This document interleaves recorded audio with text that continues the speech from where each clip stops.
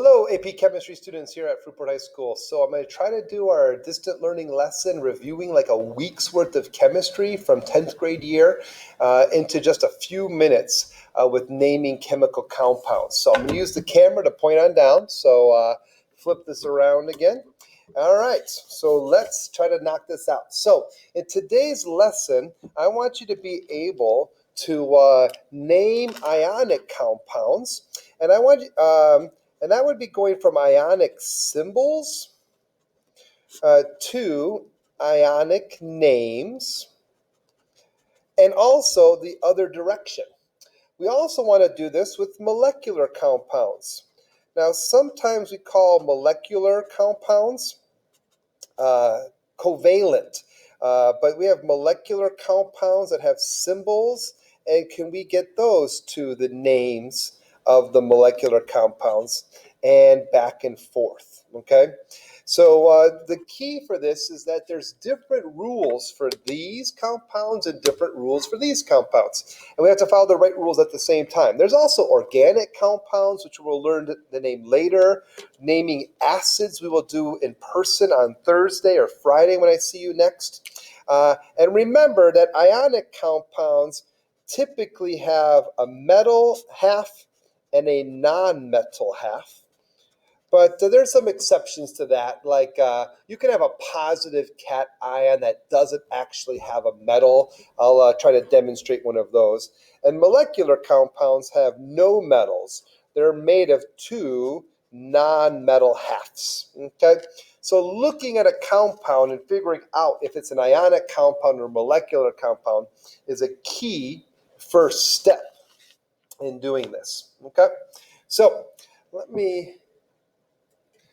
all right, so let's first do molecular compounds because I think they're a little bit easier. The negative of doing the easy thing first is you're going to want to use the easy rules when we shouldn't be using the easy rules because ionic compounds have a separate set of rules, right?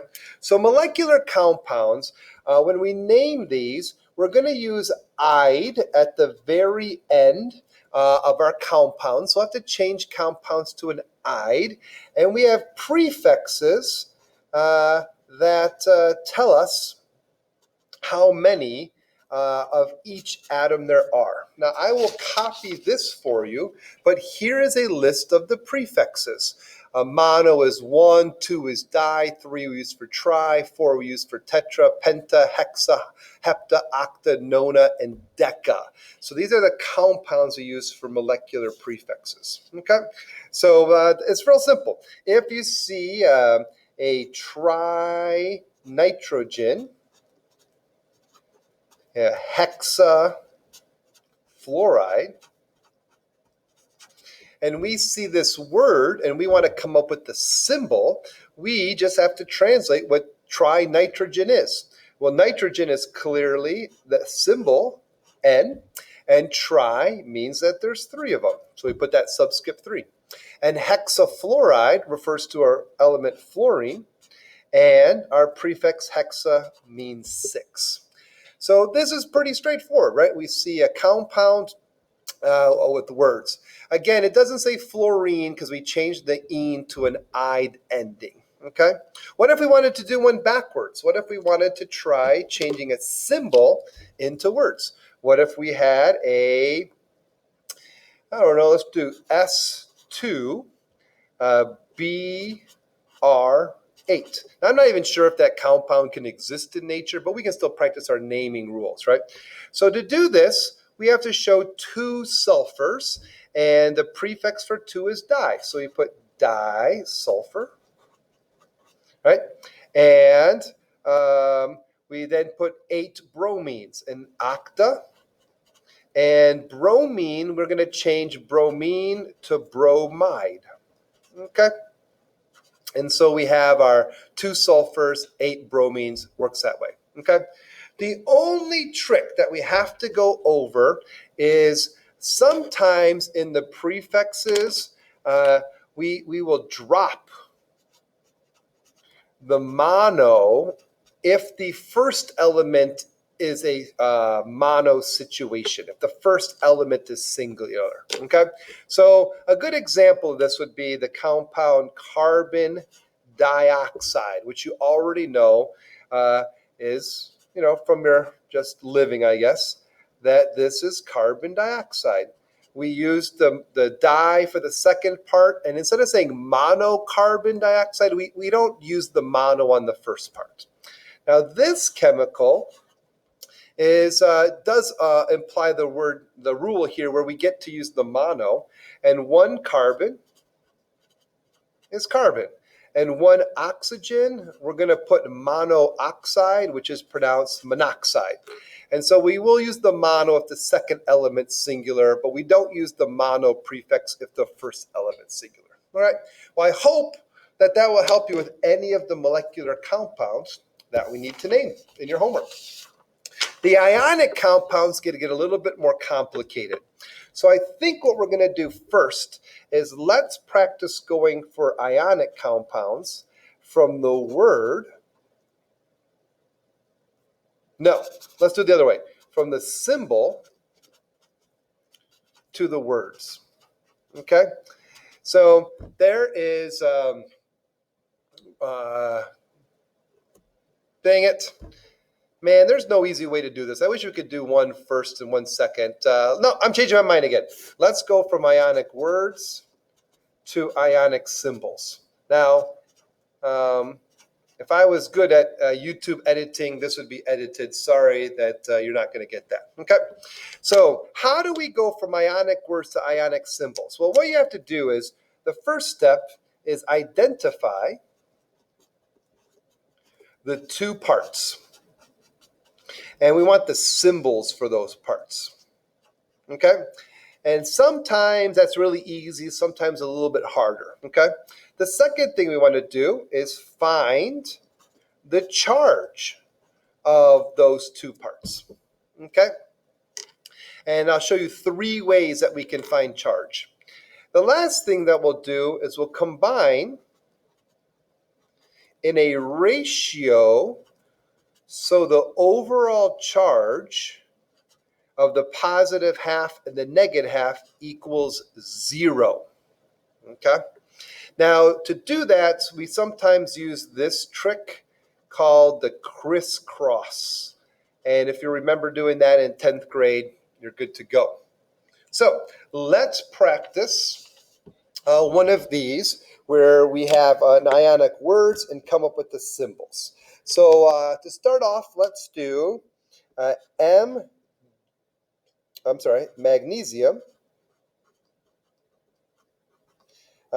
bromide. Okay, first step, we see the two parts, magnesium and bromide. Magnesium symbol is Mg. Bromide had the ending changed from bromine, and that symbol is Br. Second step is find the charge. Well, there are 3 ways to find the charge, and the most common way is to use our periodic table with this pattern, +1, +2, +3. Let's just skip that one because there's some exceptions. -3, -2, -1, and that would be a 0. They don't have charges there. And you can see magnesiums in the family, that's +2. And bromines in the family, that's -1. So I'll come back to this sheet and throw in the charge, +2 and -1. How do we come up with the final answer? Well, we need to put these in a ratio so the overall charge is 0. If I have one of these and add them together, I add an extra positive charge. It doesn't equal 0. But if I had a magnesium, 1 bromine, and a second bromine and added those all together, it would add up to 0. How do we write 1 magnesium in a formula? Just Mg. How do we show 2 bromines? We put a 2.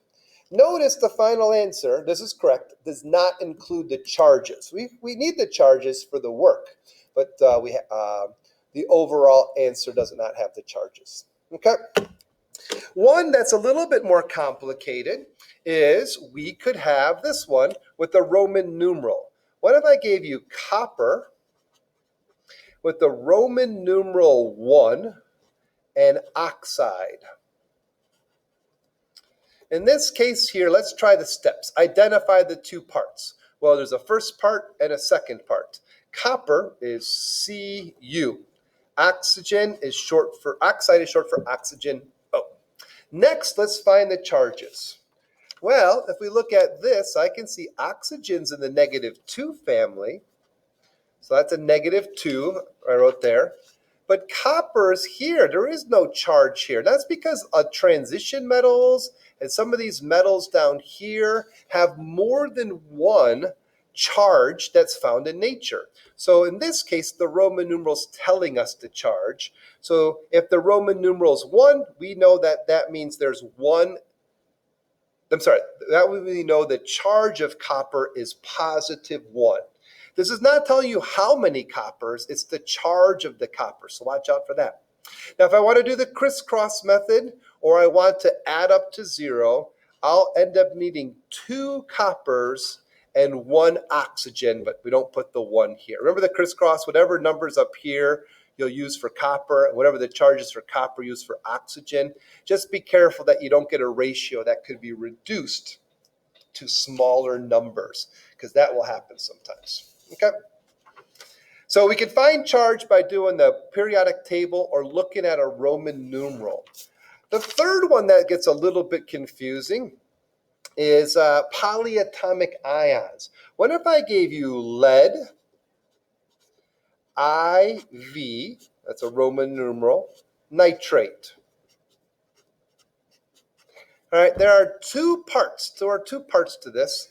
And lead symbol is Pb.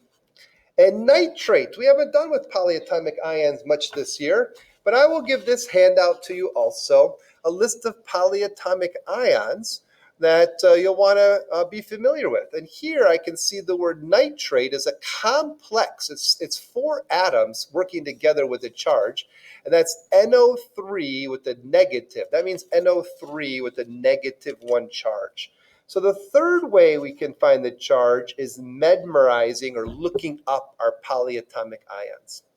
We have a 4 for lead. That means lead is +4. All right.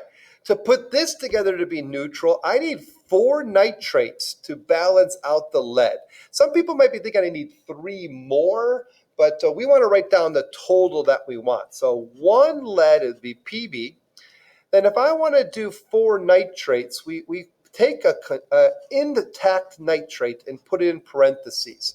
Notice I kept the 3 and I kept the N and O. We got to keep that unit together.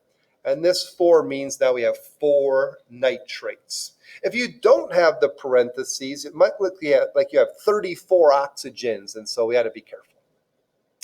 All right, one other example is that you could have ammonium, and usually we have a metal with a non-metal, but I said I'd give you the one example. What if I gave you ammonium sulfide? Ammonium is the only positive polyatomic ion. That's NH4 with the +1 charge. Sulfide refers to sulfur, which has a -2 charge. And if we crisscross these, we'll need 2 ammoniums and only 1 sulfur. And so we get that number there. This is not a thorough, complete practice of this, but it's pretty good. We'll do some more in class. Okay. The last thing that we should practice with the ionic compounds is, what if we flip and want to go the opposite direction? What if we're given an ionic symbol and we want to change that into words? Okay, so here's the process. All right, find the 2 parts. If there ever looks like there's more than 2 parts, that is not accurate. There are always only 2 parts. Closely look at the polyatomic ions, because some polyatomic ions have 2 names, 2 words, I should say, even though it's just the name of one thing. Like dihydrogen phosphate, is just one giant thing that has two words in its name, right? Find the two parts. Name part 1. Name part 2. And you have to look out for a couple tricks, okay? So keep an eye out for maybe you might need an "ide" ending or an "ite" ending or an "ate" ending, okay? Those are suffixes. Also look out for if you need to add a Roman numeral, okay? And I'll try to demonstrate those really quickly here. Don't want to take up too much time. I know some of you are ready to hit pause already. So let's say we were given an ionic symbol like CaF2. All right, what do? We just name the two parts. What's Ca? Calcium. What's the second part? F, fluorine. But we're going to change it to fluoride, okay? So that's it. We're done. Name the first half, name the cation, name the second half, name the anion. You might be tempted to put a di, but we do not use prefixes when we name ionic compounds. We save those to help us name molecular compounds. Sometimes you might get two parts like, I don't know, how about KOH? You might think there's three parts, but there's always only two parts. In this case here, we have K, which is potassium, and OH together is a polyatomic ion. OH is a negative charge, and there's a negative charge hidden in there. Just the positive and negative are kind of neutralizing each other overall. But that's hydroxide. This is potassium hydroxide. Okay. So watch out. If it looks like there's three parts, there's always only two. Take a close look at those, okay? A third thing that we should do is practice with Roman numerals. So what if I gave you NiSO4, okay? We're going to name the first part, which is Ni, which is nickel. Now, I'm planning ahead. I know nickel's going to need a Roman numeral, so I'm going to fill that in at the end. SO4 is the second half. Again, it's a little bit complicated with that, but SO4 is right there. SO4 is sulfate. And so I named the second part sulfate. Okay. Now I need a really skinny pen to help us with this part. How do we figure out the Roman numeral? Remember, the Roman numeral is the charge of nickel, not how many nickels. And as to emphasize, nickel, the 1, 2, 3, skip, -3, -2, -1 pattern doesn't tell us the charge of nickel, so we need a Roman numeral to tell us. So how do we do this? Well, we can induce the positive side charge by using the negative side because we know it adds up to 0. So I mentally will split the positive half and the negative half of the molecule. And sulfate, if I look up on my list here, sulfate has a -2 charge. So I know this side has a -2 charge. And there's only one sulfate. You might think there's 4 because that 4, but that 4 is part of a single sulfate. If this is a -2 charge, this side must be +2 to counteract it. So that means nickel is a +2. I'll put a Roman numeral of 2 in there for us for our answer. Okay? That gets pretty hard. It can get a little bit harder if I gave you this one. Let's do Fe2O3.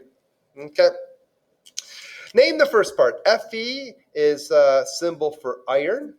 Iron's going to need a Roman numeral, so I'll come back and put that in. Oxygen is symbolized with oxide. We changed the ending to ide. And no tris or no dies in this one, so make sure we keep that straight. How do we figure out the charge of iron? Well, again, I'm going to split this molecule into positive and negatives. And if I look up here really quickly, oxygen is -2.